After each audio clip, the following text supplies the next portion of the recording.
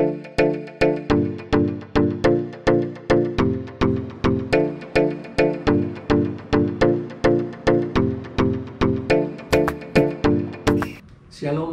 jemaat yang dikasihi Tuhan, apa kabar? Saya berdoa semua di dalam keadaan baik-baik saja dan sehat-sehat. Ya. Jangan kita menyerah karena keadaan hari-hari ini atau situasi hari-hari ini, saudara. Dikarenakan COVID-19 yang berdampak kepada ekonomi, saudara. Saudara, lewat situasi hari-hari ini, lewat keadaan hari-hari ini, saudara, yang Tuhan izinkan terjadi untuk menunjukkan betapa hebatnya Tuhan, betapa dahsyatnya kekuatan Tuhan di dalam kehidupan saya dan saudara. Dan kita tahu kalau kita hidup sampai hari ini itu karena Tuhan yang memberikan kekuatan kepada saya dan saudara.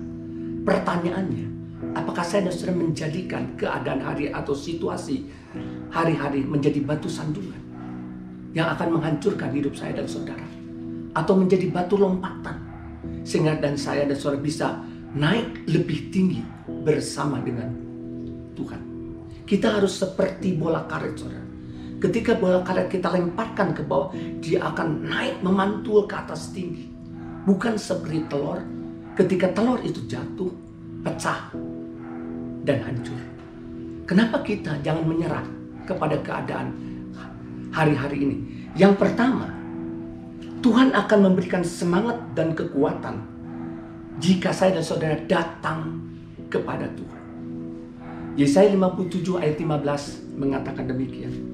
Sebab beginilah firman yang maha tinggi, yang maha mulia, yang bersemayam untuk selamanya, dan yang maha kudus namanya. Aku bersemayam di tempat tinggi dan di tempat kudus, tetapi juga bersama-sama orang yang remuk dan rendah hati, untuk menghidupkan semangat orang-orang yang rendah hati dan untuk menghidupkan hati orang-orang yang remuk. Firman Tuhan mengatakan, aku ada di tempat yang maha tinggi dan maha kudus. Aku pencipta segala-galanya. Aku maha kuasa. Tapi aku juga bersama-sama dengan orang-orang yang remuk hati dan rendah hati. Kenapa remuk hati, saudara? Mungkin karena keadaan hari-hari ini kita bisa remuk hati kita, saudara. Situasi hari-hari ini, masa yang sukar kesulitan, saudara, bisa menyebabkan remuk hati kita. Dan orang yang rendah hati, firman Tuhan mengatakan, sadar bahwa kita perlu Tuhan, sadar kita butuh Tuhan, sadar kita terbatas, sadar bahwa kita adalah ranting dan Tuhan adalah pokok anggur. Dan ketika kita melekat kepada Tuhan, saudara, maka Tuhan akan menghidupkan semangat kita. Jadi saudara, jangan menyerah kepada keadaan hari-hari ini. Datang pada Tuhan. Firman Tuhan mengatakan, maka Tuhan akan memberikan semangat kepada saya dan saudara. Kita tahu, saudara, kalau kita punya HP lowbat, maka kita mesti mencas handphone kita itu, saudara. Kita tahu ketika tubuh kita tidak fit, maka kita cari vitamin untuk mencas tubuh kita supaya fit kembali. Kita tahu ketika kita naik mobil dan bensin kita sudah hampir habis, sudah di titik terendah, maka kita cari pom bensin untuk mengisi bensin mobil kita. Jangan lupa, saudara, rohani kita perlu dicas. Bagaimana caranya? Kita harus datang kepada Dia. Kita harus berdoa, banyak berdoa hari-hari. Kita harus banyak bersekutu dengan Tuhan hari-hari ini. Dan ketika kita bersekutu dengan Tuhan, firman Tuhan, aku akan memberikan semangat kepada saya dan saudara. Tuhan akan memberikan semangat. Dan tidak ada alasan untuk kita menyerah. Yesaya 40 ayat 29 dan 31 mengatakan demikian. Dia yang memberikan kekuatan kepada kita, kepada saya dan saudara, dan menambah semangat kepada yang tiada berdaya, kepada kita hari-hari ini. Tetapi orang-orang yang menanti-nantikan Tuhan mendapat kekuatan baru. Mereka seumpama raja wali yang naik terbang dengan kekuatan sayapnya. Mereka berlari dan tidak menjadi lesu. Mereka berjalan dan tidak menjadi lelah. Kalau kita datang pada Tuhan, saudara, menanti-nantikan Tuhan. Maka Tuhan bukan hanya memberikan semangat saja firman Tuhan, bahkan Tuhan memberikan kekuatan kepada saya dan saudara. Seumpama raja wali yang naik terbang dengan kekuatan sayapnya, mereka berlari tidak menjadi lesu, dan mereka berjalan tidak menjadi lelah. Kalau kita melihat saudara di dalam firman Tuhan, ada seorang yang bernama, laki-laki bernama Elimelek, saudara. Ya. Dan dia punya istri bernama Naomi. Dia punya 2 anak laki-laki, Mahlon dan Kilion. Dia tinggal di Bethlehem. Tapi ketika Bethlehem terjadi kelaparan, dia tinggalkan Bethlehem, pergi ke Moab. Dan dia di sana tinggal di sana. Dan kedua anak lakinya menikah dengan orang Moab, yaitu Orpa dan Rut. Dan firman Tuhan mencatat Elimelek meninggal. Dan kedua anaknya laki-laki juga meninggal, saudara. Jadi tinggal 3 orang yang ada di dalam rumahnya. 3 orang sebagai janda yang tinggal di dalam rumahnya, saudara. Dan Orpa, Rut, dan Naomi. Orpa kembali ke bangsanya. Tapi kita melihat sekarang tentang Rut. Bagaimana Rut memilih untuk menjaga Naomi, mertuanya. Rut memilih, saudara, untuk mengurus Naomi, saudara, di dalam keluarga ini, saudara. Ya. Tapi Orpa kembali ke bangsanya, saudara. Rut tidak bekerja di ladang Boas, bukan. Rut hanya mengumpulkan jala-jala yang jatuh di ladang Boas. Rut punya semangat, saudara. Kalau Rut tidak punya semangat, saudara, dia tidak akan mengurus Naomi. Dan dia tidak akan menjaga Naomi. Karena dia sendiri pun ditinggalkan, meninggal, suaminya meninggal. Saudara, suami Rut itu meninggal. Dan dia harus menggendong mertua. Kalau kita lihat, saudara, Rut itu tetap berjuang di tengah masa yang sukar. Tetap punya semangat di tengah-tengah masa yang sukar. Dan Rut tidak menyerah, saudara. Amsal 18 ayat 14 mengatakan demikian. Orang yang bersemangat dapat menanggung penderitaannya. Tetapi siapa yang akan memulihkan semangat yang patah?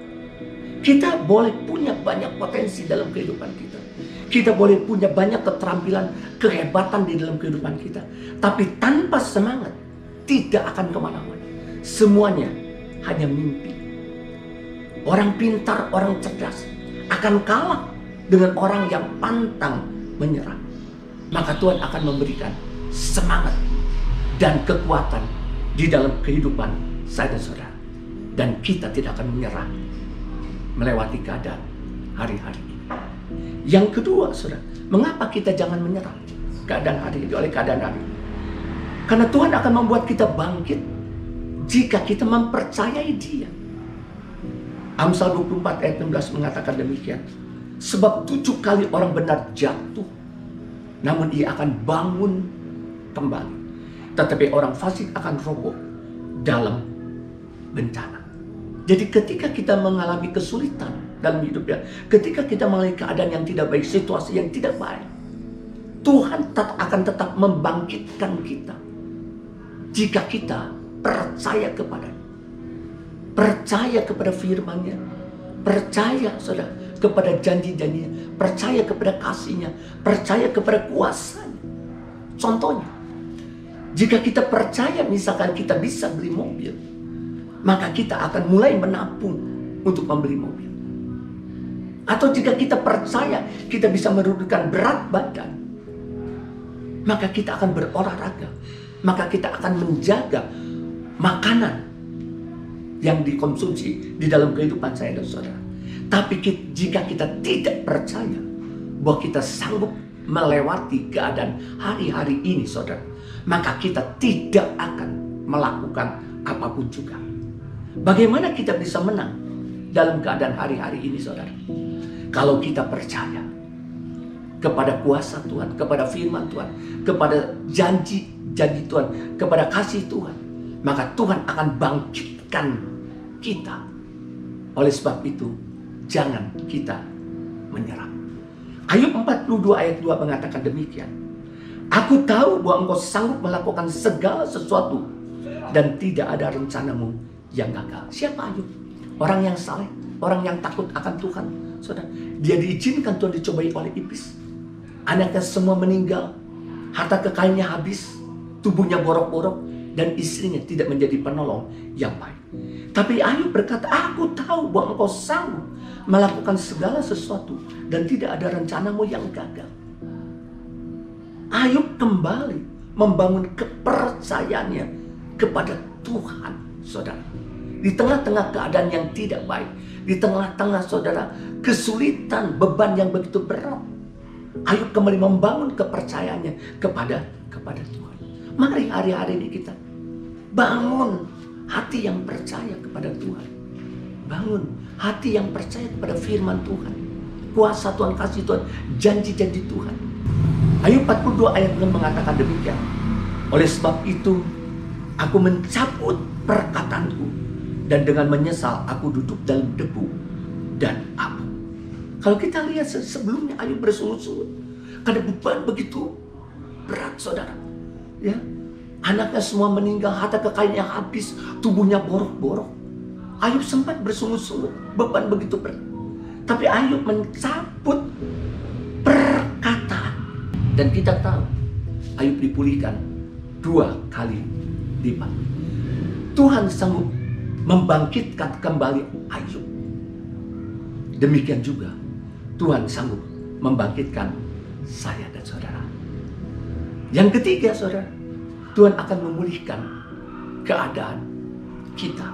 Yoel 2 ayat 25-26 mengatakan demikian.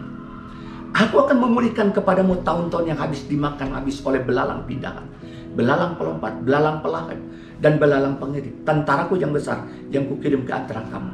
Maka kamu akan makan banyak-banyak dan menjadi kenyang, dan kamu akan memuji nama Tuhan Allahmu yang telah memperlakukan kamu dengan ajaib, dan umatku tidak akan menjadi malu lagi untuk selama-lamanya. Di ayat 25, aku akan memulihkan kepadamu. Tuhan akan memulihkan saya dan saudara. Kalau apa?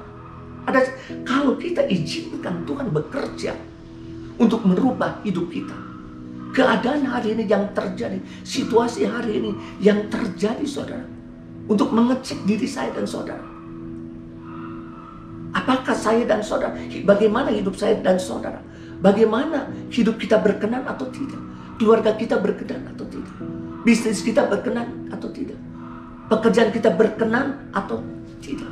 Tapi kalau Tuhan izinkan Dia merubah hidup saya dan saudara, kita percaya hidup kita akan lebih baik. Keluarga kita akan lebih baik. Pekerjaan kita akan lebih baik. Bisnis kita akan lebih baik.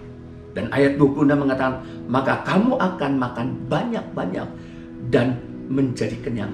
Dan kamu akan memuji nama Tuhan Allahmu yang telah memperlakukan kamu dengan ajaib. Dan umatku tidak akan menjadi malu lagi untuk selama-lamanya.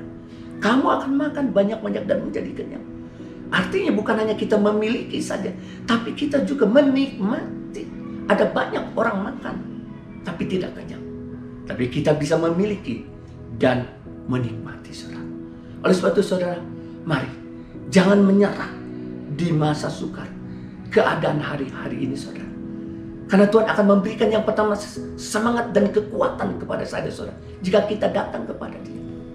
Yang kedua, saudara, Tuhan akan membuat kita bangkit jika hati kita percaya kepada Tuhan. Dan yang ketiga, Tuhan akan memulihkan keadaan saya dan saudara.